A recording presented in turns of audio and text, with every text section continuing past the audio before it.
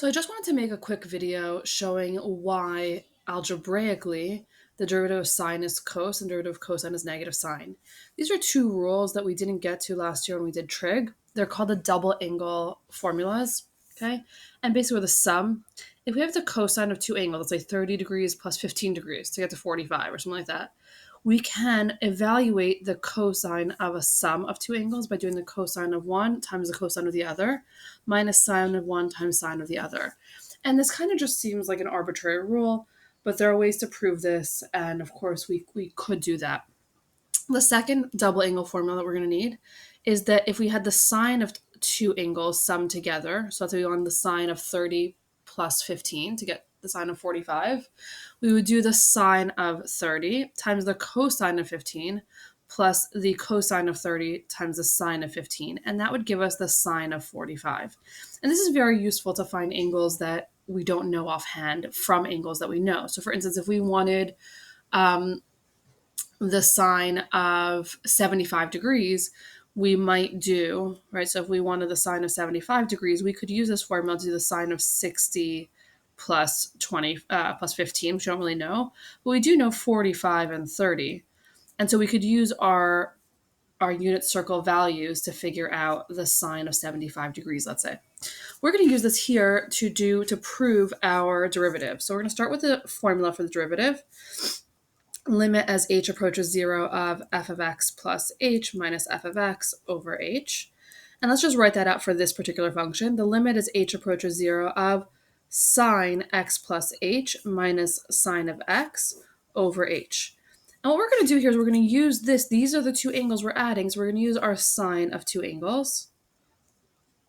Okay, so we'll have sine of the first angle, sine of x, times the cos of h, plus the cos of x times the sine of h.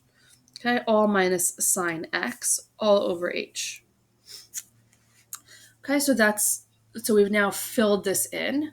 And now we need to do a little bit of, algebra or trigonometry just to take a look at what this should look like. So let's take a quick look at that. So if we're looking at these two angles, we're going to find the two terms that actually have a sine x in them. So we're going to put those together.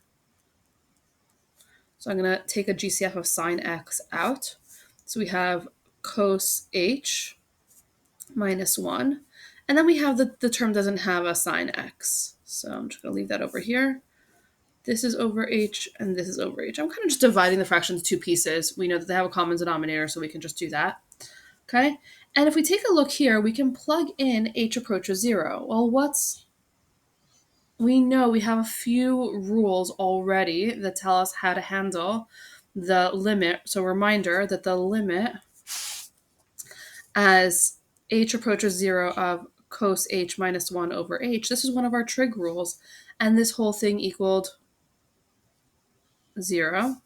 And we also had a trig rule that said limit as h approaches 0 of sine h over h, and that thing equaled 1. So we're going to use that here. So over here, we're going to plug in 0 for h. Well, the limit as h approaches 0 of this is just going to be cos x times 1. Over here, we're going to have sine x, and this piece is going to be times 0 when we take that limit. So inevitably, this part, anything times 0 is 0, so that part disappears, and we just have cos x. So our derivative of sine is cos x. That's a kind of a fun way that you see the trig limits in practice. For the cosine, we're going to do the same thing. F prime equals the limit as h approaches 0 of f of x plus h minus f of x all over h. So we're going to have the limit as h approaches 0 of cos x plus h minus cos x all over h.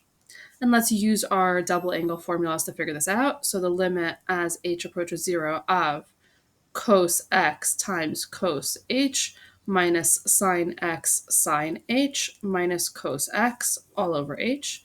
We're going to do the same algebraic approach.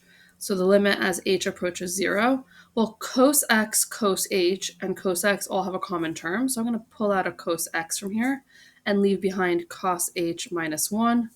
Okay, and this is all over h. And then I also have minus my sine x sine h. So I'm going to minus sine x sine h all over h. Okay, well here, remember, we have this algebraic limit that's already in place for us. This piece, the limit of this piece equals 0. So all I have left here is cos x, okay? And then times 0. And here I have the limit of this piece, sine h over h, is 1. So minus sine x times 1.